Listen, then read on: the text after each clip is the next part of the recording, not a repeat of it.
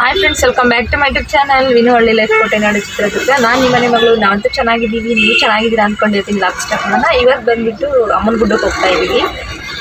ನಾನು ನಮ್ಮ ಮನೆಯವರು, ನನ್ನಿಬ್ಬರು ಮಕ್ಕಳು. ಮಧುರ ಬಂದುಬಿಟ್ಟು ಮನೆಯಲ್ಲೇ ಇದ್ದಾಳೆ, ಊರಿಗೆ ಹೋಗಿದ್ದಲ್ವ, ಊರಿಂದ ಬಂದಿದ್ದಾಳೆ ಮಧುರ. ತುಂಬ ಅಂದರೆ ತುಂಬ ಮಳೆ ನಮ್ಮ ಕಡೆ, ತುಂಬ ಚೆನ್ನಾಗಿ ಮಳೆ ಆಗಿದೆ. ಮಳೆ ಇಲ್ಲ ಅಂತ ಗೋಳು ಹಾಕ್ತಿದ್ವಿ ನಾವು. ನಮಗಂತೂ ತುಂಬ ಚೆನ್ನಾಗಿ ಮಳೆ ಹಾಕಿದೆ, ಹಸಿ ಮಳೆ. ಇನ್ನು ನೋಡ್ತಾ ಇರ್ಬೋದು, ನಾವು ಅಮ್ಮನ ಗುಡ್ಡಕ್ಕೆ ಬಂದು ರೀಚ್ ಆಗಿದ್ದಾಯಿತು. ಮಧ್ಯೆ ಎಲ್ಲಿನೂ ನಾನು ವಿಡಿಯೋ ಸ್ಟಾರ್ಟ್ ಮಾಡಲಿಲ್ಲ. ಯಾಕಪ್ಪ ಅಂತ ಹೇಳಿದ್ರೆ ನಿನ್ನೆ ನೈಟು ಮಳೆ ಆಗಿರೋದ್ರಿಂದ ಚಾರ್ಜ್ ಇರಲಿಲ್ಲ ಫೋನಲ್ಲಿ, ಹಂಗಾಗಿ.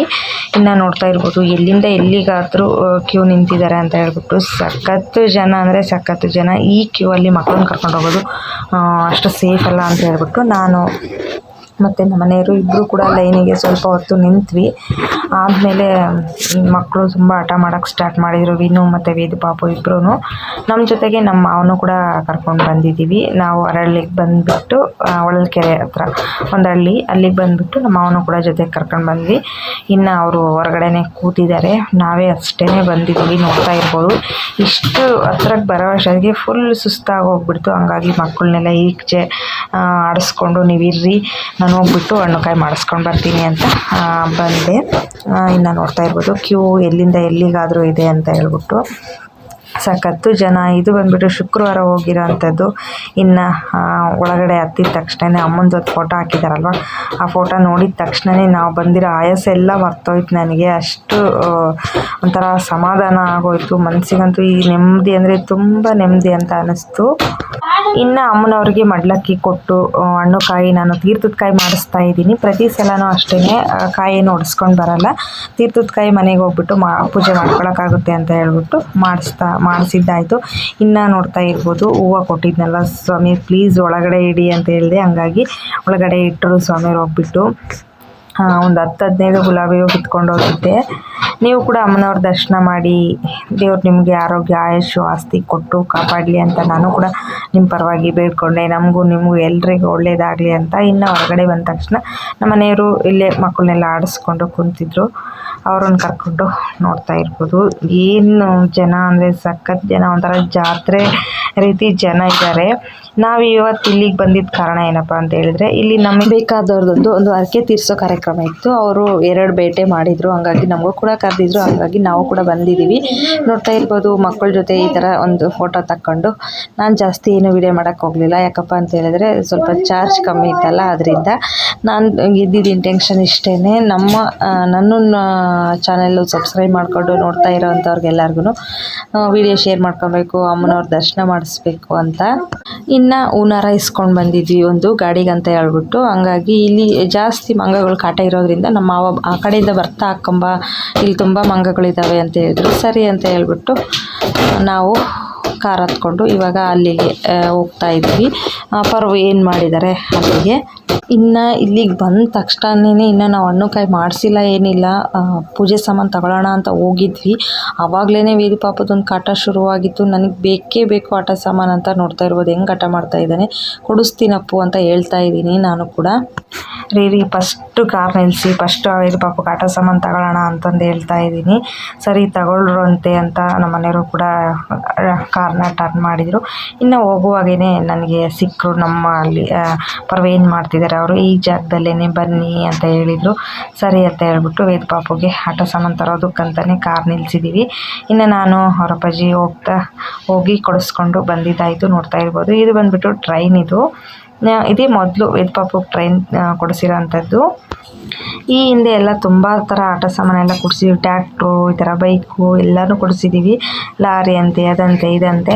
ಬಟ್ ಈ ಥರ ಟ್ರೈನು ಇದೇ ಹೊಸದಾಗಿ ತೊಗೊಂಡಿರೋ ಅಂಥದ್ದು. ಅವ್ರ ಚಾಯ್ಸ್ ಅಲ್ಲ, ನನ್ನ ಚಾಯ್ಸೇನೆ, ಇದು ಚೆನ್ನಾಗಿರುತ್ತೆ ಅಂತ ಹೇಳಿದ ತಕ್ಷಣ ಇದು ಪಾಪು ಸರಿ ಅಮ್ಮ ಅಂತ ಹೇಳ್ಬಿಟ್ಟು ತಗೊಂಡ.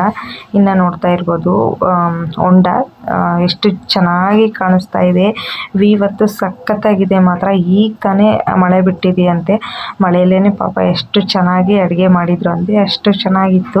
ಬಂದ ತಕ್ಷಣವೇ ಊಟಕ್ಕೆ ಕೂತ್ವಿ. ಊಟ ನಡೀತಾ ಇತ್ತು, ಅಡುಗೆ ಎಲ್ಲ ಮುಗ್ದಿತ್ತು. ಪೂಜೆಗೆ ಹೋಗ್ತಾಯಿದ್ರು ನಾನು ಬರೋ ಮುಂದೆ. ಇವಾಗ ಬಂದುಬಿಟ್ಟು ಊಟಕ್ಕೆ ಕೂತಿದ್ದೀವಿ. ಅಡುಗೆ ಮಾತ್ರ ತುಂಬ ಅಂದರೆ ತುಂಬ ಚೆನ್ನಾಗಿತ್ತು. ನನ್ನ ಪಕ್ಕದಲ್ಲಿ ವಿನು, ಆಮೇಲೆ ನಾನು, ನಮ್ಮ ಮನೆಯವರು ಎಲ್ಲರೂ ಕೂತಿದ್ದೀವಿ. ವಿನು ಕೂಡ ಸಿಟ್ಟು ಮಾಡ್ಕೊಂಡಿದ್ಲು. ಅವಳನ್ನು ಕೂಡ ಜಾಣಿ ಹಂಗೆ ಹೀಗೆ ಅಂತ ಹೇಳ್ಬಿಟ್ಟು ನಯಸ್ ಮಾಡಿಬಿಟ್ಟು ಅವಳಿಗೇನು ಆಟ ಸಾಮಾನು ಕೊಡಿಸಿಲ್ಲ. ಇದರಲ್ಲಿ 4ರಿಂದ 5 ಇರುತ್ತೆ ಟ್ರೈನು ಬೋಗಿ ಅದೆಲ್ಲ. ನಿನಗೂ ಕೂಡ ಕೊಡ್ತೀನಿ, ನಿನಗರ್ಧ ಅವನಿಗರ್ಧ ಅಂತ ಹೇಳ್ಬಿಟ್ಟು ವಿನುನ ಸಮಾಧಾನ ಮಾಡಿಬಿಟ್ಟು ಇನ್ನು ಹೊರಟ್ವಿ. ನಿಜವಾಗ್ಲೂ ಸಖತ್ತಾಗಿತ್ತು ಮಾತ್ರ ಇಲ್ಲಿ ವ್ಯೂ. ಯಾಕಂದರೆ ಇವಾಗ ಮಳೆಗಾಲ ಆಗಿರೋದ್ರಿಂದ ಜಿನಿ ಮಳೆ ಈ ಥರ ಎಲ್ಲ. ಇವರು ಕೂಡ ಅಷ್ಟೇ ಪಾಪ ತುಂಬ ಮಳೆಯಲ್ಲಿ ನಿಂತ್ಕೊಂಡೇ ಬೆಳಗ್ಗೆ ಎಲ್ಲ ಹೋಳಿಗೆ ಅದು ಇದು ಕೆಲಸ ಎಲ್ಲ ಮಾಡ್ಕೊಂಡಿದ್ದಾರೆ ನಮ್ಮ ನೆಂಟರು. ಇನ್ನು ಇಲ್ಲಿಂದ ಹೊರಡ್ತಾ ಇದ್ದೀವಿ. ವೇದು ಪಾಪು ನೋಡ್ತಾ ಇರ್ಬೋದು ಎಷ್ಟು ಸಪ್ಪಗಾಗಿದ್ದಾನೆ. ಎಷ್ಟೊತ್ತಿಗೆ ನಾನು ಮನೆಗೆ ಹೋಗ್ತೀನಿ, ಎಷ್ಟೊತ್ತಿಗೆ ನಾನು ಆಟ ಆಡ್ತೀನಿ, ಇದೇ ಕಾಯ್ತಾ ಇದ್ದಾನೆ ವೇದು ಪಾಪು. ಇನ್ನು ಈಗ ಸ್ವಲ್ಪ ನಿದ್ದೆ ಬಂದಿರೋ ಥರ ಆಗಿದೆ. ಬೆಳಗ್ಗೆನೇ ಎಲ್ಲರೂ ಸ್ನಾನ ಮಾಡ್ಕೊಂಡು ಬಂದಿರೋದ್ರಿಂದ ಆ ಕಡೆಯಿಂದ ಬರ್ತಾನೇ ಒಂದು ನಿದ್ದೆ ಮಾಡಿಬಿಟ್ಟಿದ್ವಿ ನಾವು. ಇನ್ನು ಮಟನ್ ಊಟ ಮಾಡಿದಾಗ ಎಲೆಡಿಕೆ ಹಾಕಿದರೆ ಚೆನ್ನಾಗಿರುತ್ತಲ್ವ, ಹಂಗಾಗಿ ಎಲ್ಲರೂ ಎಲೆಡಿಕೆ ಹಾಕ್ಕೊಂಡು ಬಂದ್ವಿ. ಇನ್ನು ಊಟ ಮಾತ್ರ ತುಂಬ ಅಂದರೆ ತುಂಬ ಚೆನ್ನಾಗಿತ್ತು. ನೆಕ್ಸ್ಟ್ ಲೆವೆಲ್ ಅಂತ ಹೇಳ್ಬೋದು. ಸಖತ್ ಇಷ್ಟ ಆಯಿತು. ಒಂದು ಬೇಜಾರು ಏನಪ್ಪ ಅಂತ ಹೇಳಿದ್ರೆ, ನಾವು ಹೋದ ತಕ್ಷಣ ಇವಾಗ ನಮ್ಮನ್ನು ಕರೆದಿದ್ದಾರೆ ಅಂತ ನಾವು ಹೋಗಿರ್ತೀವಿ, ಅವರು ಬೇಗನೆ ನಮ್ಮನ್ನು ಮಾತಾಡಿಸ್ತಾ ಇದ್ರೆ ಎಷ್ಟು ಬೇಜಾರಾಗುತ್ತೆ ಹೇಳ್ರಿ. ಅದೇ ಥರ ಬೇಜಾರು ಇವತ್ತು ನನಗೂ ಕೂಡ ಆಯಿತು. ಹೋಗಿದ್ವಿ, ನಮ್ಮ ಮನೆಯವ್ರನ್ನ ಕರೆದ್ರೇನು ನನ್ನನ್ನು ಕರೆದ್ರೇನು, ನಾನು ನಮ್ಮ ಮನೆಯವರಿಬ್ಬರು ಒಂದೇ ಅಲ್ವಾ ಅಂತ. ಆದರೆ ಬರುವಾಗ ತುಂಬ ಬೇಜಾರಾಯಿತು. ಊಟ ಚೆನ್ನಾಗಿತ್ತು, ಅದರಲ್ಲಿ ಎರಡನೇ ಮಾತೇ ಇಲ್ಲ. ಆದರೆ ಊಟ ಗಂಟ್ಲಲ್ಲಿ ನುಂಗಿದ್ರೆ ಇಳಿಬೇಕಲ್ವ. ಸ್ವಲ್ಪ ಖುಷಿ ಜೊತೆಗೆ ಬೇಜಾರು ಕೂಡ ಆಯಿತು. ಇನ್ನೊಂದು ಖುಷಿ ಏನಪ್ಪ ಅಂತ ಹೇಳಿದ್ರೆ, ನೋಡ್ತಾ ಇರ್ಬೋದು ನನ್ನ ಮಕ್ಕಳು ಇವತ್ತು ಖುಷಿಯಾಗಿದ್ದಾರೆ ಈ ಟ್ರೈನ್ ನೋಡ್ತಾ. ಇನ್ನು ನಾನು ಕೂಡ ಅಷ್ಟೇ ಅಮ್ಮನ ಗುಡ್ಡಕ್ಕೆ ಹೋಗ್ಬಿಟ್ಟು ಅಮ್ಮನ ದರ್ಶನ ಮಾಡಿಬಿಟ್ಟು ನಾನು ಕೂಡ ತುಂಬ ಅಂದರೆ ತುಂಬ ಖುಷಿಯಾಗಿದ್ದೀನಿ.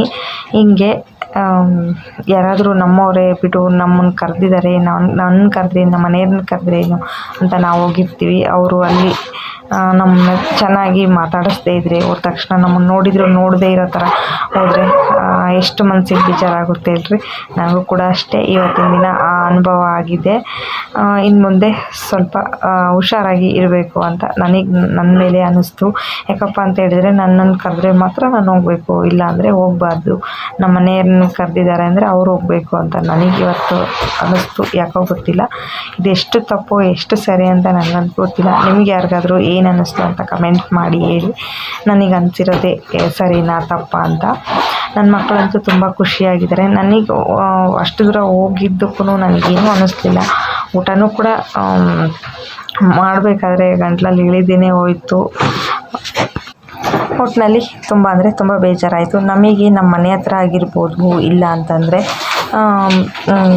ಎಲ್ಲಾದರೂ ಎದುರುಗಡೆ ಸಿಕ್ಕರೆ ತಕ್ಷಣಕ್ಕೆ ಮಾತಾಡಿಸ್ತೀವಿ. ಬಟ್ ನಾವು ಅವ್ರ ಫಂಕ್ಷನ್ಗೆ ಹೋಗಿರ್ತೀವಲ್ಲ, ಅವರೇನೇ ಮೋಸ್ಟ್ಲಿ ತಿರುಗಿಕೊಂಡು ಆ ಕಡೆ ಈ ಕಡೆ ಹೋದರೆ ನಮಗೆ ಎಷ್ಟು ಬೇಜಾರಾಗುತ್ತಲ್ವ, ಅದೇ ಬೇಜಾರು ನನಗೂ ಕೂಡ ಆಗಿತ್ತು. ಇದಾಗಿತ್ತು ಫ್ರೆಂಡ್ಸ್ ಇವತ್ತಿನ ವಿಡಿಯೋ. ದಯವಿಟ್ಟು ವಿಡಿಯೋ ಯಾರೆಲ್ಲ ನೋಡ್ತಾ ಇದ್ದೀರಾ ಸಬ್ಸ್ಕ್ರೈಬ್ ಆಗಿಬಿಟ್ಟು ವಿಡಿಯೋ ನೋಡಿ. ಈ ವಿಡಿಯೋ ಇಷ್ಟ ಆದರೆ ಒಂದು ಲೈಕ್ ಮಾಡಿ. Thank you for watching. Thank you to all. Bye.